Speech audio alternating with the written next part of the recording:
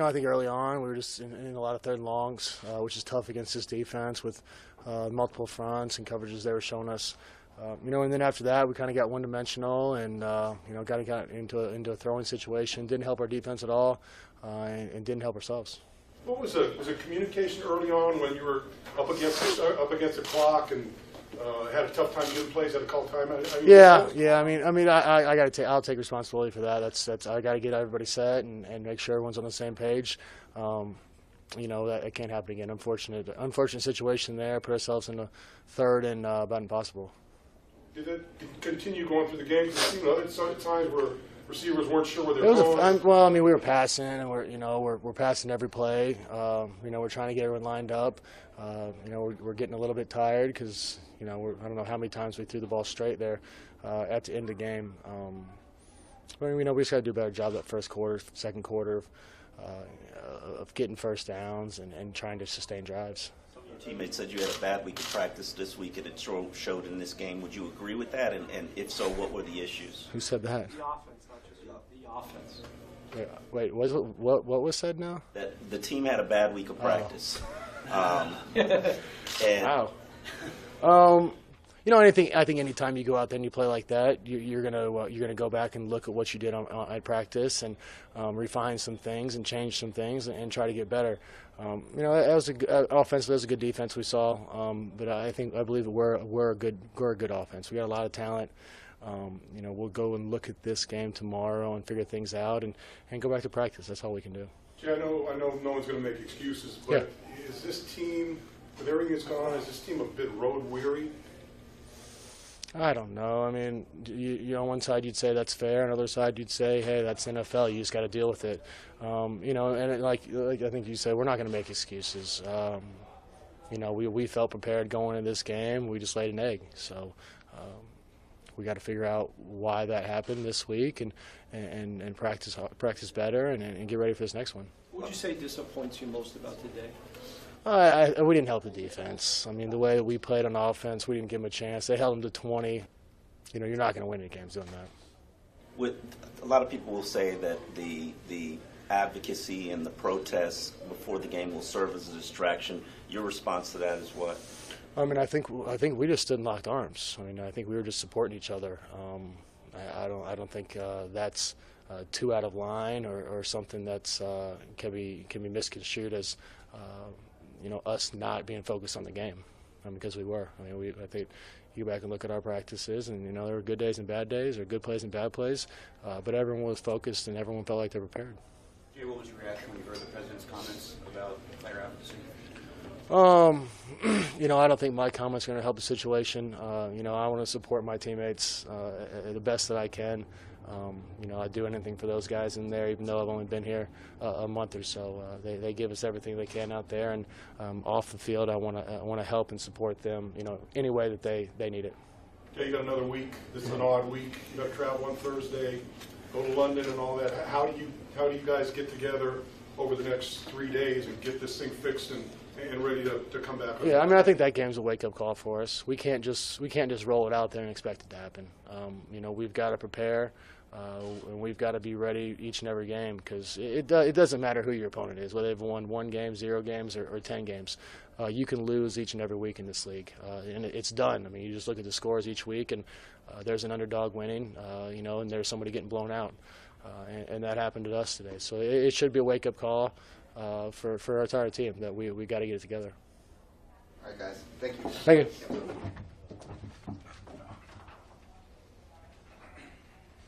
We itching to get to look and see the tape, because it's kind of baffles me that that's kind of what just happened. So I'm drawing a blank right now, but I'll be sure to figure it out soon.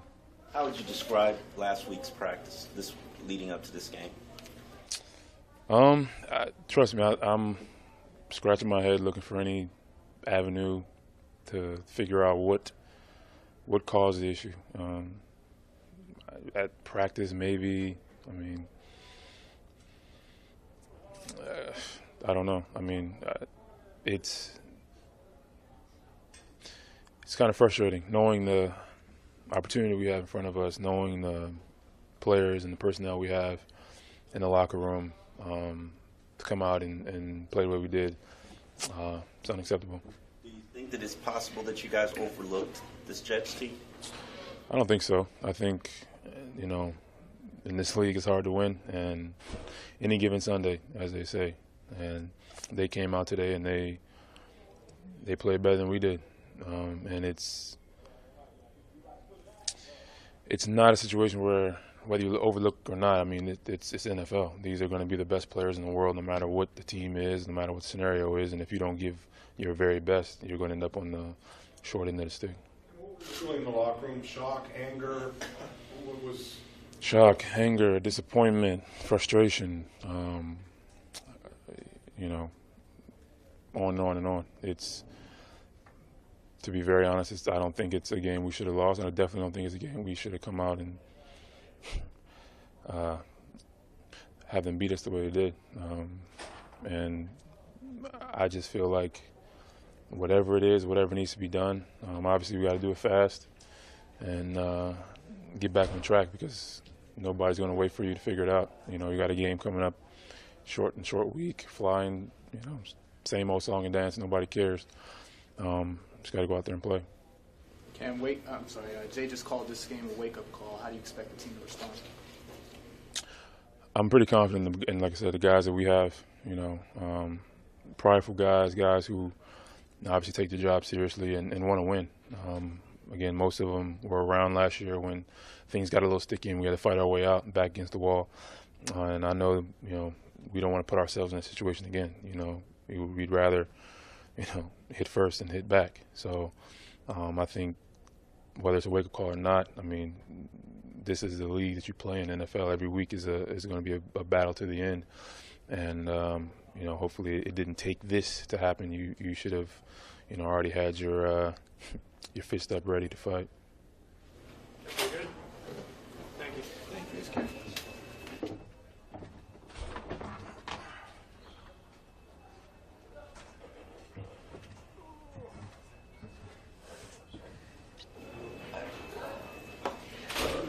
This loss was pretty complete. How do you get past it? And as Cam said, you got a short week. How do you get past this and get back to what you need to do next week?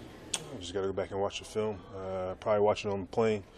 Get prepared. Like you said, we got a short week. We're going to be on the road. Got to go to London. But at the end of the day, we just didn't execute, and they capitalized on mistakes, and we can't allow that to happen. What surprised you the most about today? Our lack. But were there any hints like we're not practicing well enough, or guys have dead legs, or anything that might have hinted we have an issue? In my opinion, no. I think what we got to understand is that regardless of what time of year it is or wherever it is, guys just got to lock in each and every single week. And practice is never going to be perfect. We will obviously plan to be perfect and strive for that, but there's going to be mistakes just like there's mistakes in games. So understand that we just got to go out there and understand going back to practice and being on a short week, we've got to be that much more in tune to what we need to get done. It's easier said that on any given Sunday an opponent can beat a team, but do you think there's a possibility that at any point you guys overlook this Jets squad?